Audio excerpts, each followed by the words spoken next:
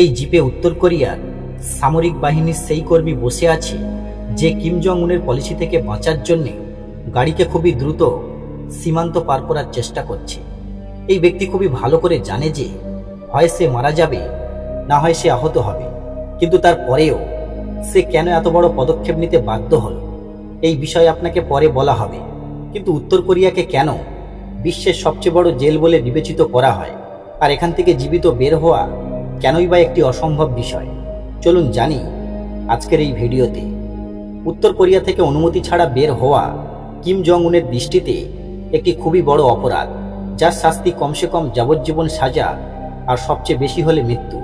এমনকি উত্তর কোরিয়ার ভিতরেও পারমিশন ছাড়া এক প্রদেশ থেকে অন্য প্রদেশে যাওয়া একটি অপরাধ বলে বিবেচিত হয়। বিশ্বের প্রায় সব সংগঠনই বিশ্বাস করে যে পৃথিবীর সবচেয়ে খারাপ মানবাধিকার রেকর্ড উত্তর কোরিয়ার কাছেই আছে। এখানে প্রত্যেক পুরুষকে উত্তর কোরিয়ার সামরিক বাহিনীতে অন্তত 10 বছর সার্ভিস দিতে হয়। বাক স্বাধীনতার মতো কোনো জিনিসই এখানে নেই।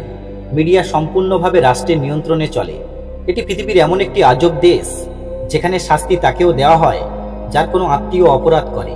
2009 সালে এখানে একটি 2 বছরের বাচ্চাকে যাবজ্জীবন সাজা দেওয়া হয় শুধুমাত্র এই জন্যে যে তার পিতামাতার কাছ থেকে একটি বাইবেল পাওয়া গিয়েছে। কারণ উত্তর কোরিয়াতে কোনো ধর্মকে অনুসরণ করাও একটি অপরাধ বলে বিবেচিত হয়। এখানে বাইরের দুনিয়া থেকে কোনো বিদেশির পক্ষে আসাও খুব কঠিন কাজ। আর যদি কোনো বিদেশি এখানে আসার অনুমতি পেয়েও যায়, তাহলে তার সম্পূর্ণ ভ্রমণের সময় তাকে ছায়ার মতো পর্যবেক্ষণ করা হয় এবং তাকে সেই সব জায়গায় নিয়ে যাওয়া হয় যা সরকার তাকে দেখাতে চায়। অনেক সময় তো বাইরের লোকেদেরও মেরে ফেলা হয় যদি সেই বিদেশি উত্তর কোরিয়ার কোনো স্থানীয় আইন লঙ্ঘন করে, যেমনটা অটো এমবিআরের সাথে ঘটেছিল। ইনি একজন মার্কিন নাগরিক ছিলেন যিনি 2015 সালে উত্তর কোরিয়াতে ভ্রমণে গিয়েছিলেন। 2016 সালে তাকে গ্রেপ্তার করা হয় শুধুমাত্র এই জন্যে যে তিনি উত্তর কোরিয়ার হোটেল থেকে প্রোপাগান্ডা পোস্টার সরিয়েছেন বলে। এই অভিযোগের জন্য তাকে 15 বছরের সাজা দেওয়া হয়, কিন্তু 1 বছর পরেই তিনি বন্দি শিবিরের মধ্যে কোমায় চলে যান।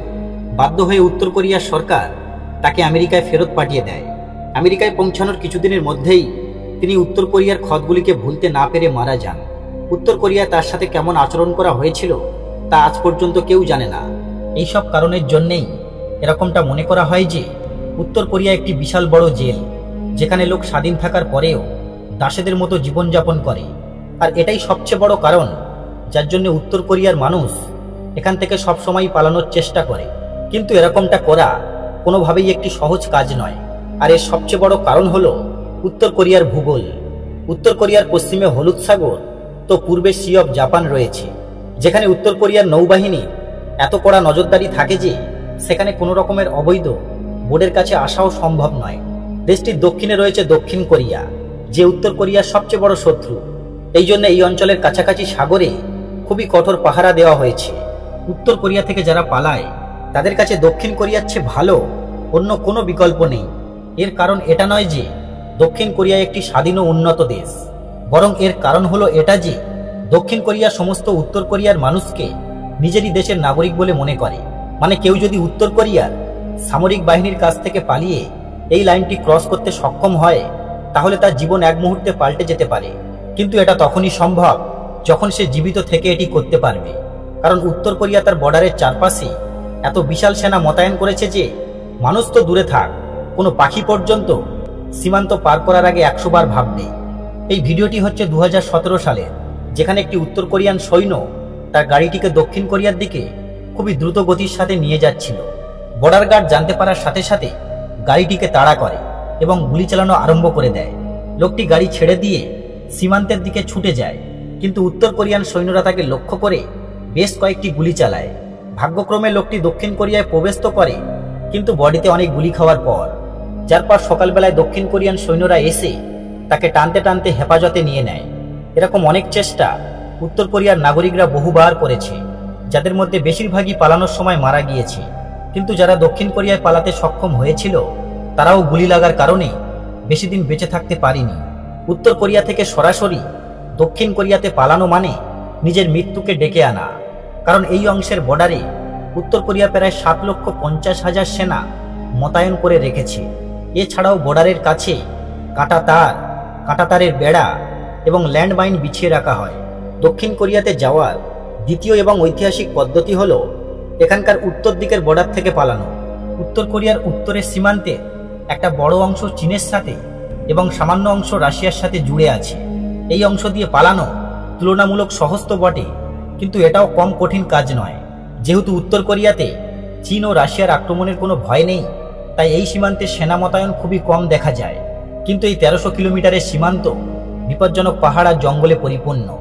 এছাড়াও উত্তর কোরিয়ার সাথে চীনের বেশিরভাগ সীমান্তই তুমেন ও হলুদ নদীর সাথে সাথে বয়ে যায়।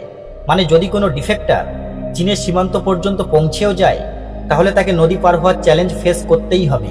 এই জন্য পলাতক এবং চোরাচালানকারীরা শীতের জন্য অপেক্ষা করে, কারণ শীতকালে এই দুটি নদীর জলই বরফে জমে যায়। জমা বরফের উপর দিয়ে হেঁটে উত্তর কোরিয়ার নাগরিকরা খুব সহজেই পালাতে পারত। একইভাবে এই পদ্ধতি গ্রীষ্মকালেও ব্যবহার করা হতো, যখন নদীর জলের লেভেল অতিরিক্ত নিচে নেমে যেত।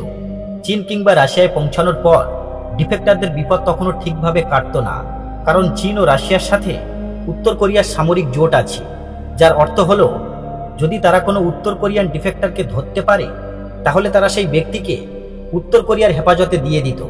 তারপর উত্তর কোরিয়া সেই ব্যক্তির সাথে কি ব্যবহার করত সেটা কল্পনা করা খুব একটা কঠিন কাজ নয়। তাই চীন ও রাশিয়ায় পৌঁছানোর পর তাদের কাজ শেষ হতো না, বরং তাদেরকে এখান থেকে পালিয়ে কোনো একটি নিরাপদ দেশে যেতে হতো। চীনের দক্ষিণে মায়ানমার ও লাওস আছে, কিন্তু এই দুটি দেশই উত্তর কোরিয়ান ডিফেক্টরদের বন্দি করে তাদের আবার উত্তর কোরিয়ায় পাঠিয়ে দিত। তাই এবার শুধু বিকল্প থাকতো থাইল্যান্ড, ভিয়েতনাম ও মঙ্গোলিয়া, যাদের সীমান্ত সরাসরি চীনের সাথে জুড়ে আছে। একরকমভাবে এই দেশগুলিকে ডিফেক্টরদের কাছে নিরাপদ বলে মনে করা হতো, কারণ যেমনটা আপনি জেনেছেন, দক্ষিণ কোরিয়া উত্তর কোরিয়ানদের নিজের দেশের নাগরিক বলেই বিবেচনা করে। এই জন্য এই তিনটি দেশই উত্তর কোরিয়ান ডিফেক্টরদের পুনরায় উত্তর কোরিয়ার বদলে দক্ষিণ কোরিয়ায় পাঠিয়ে দিত।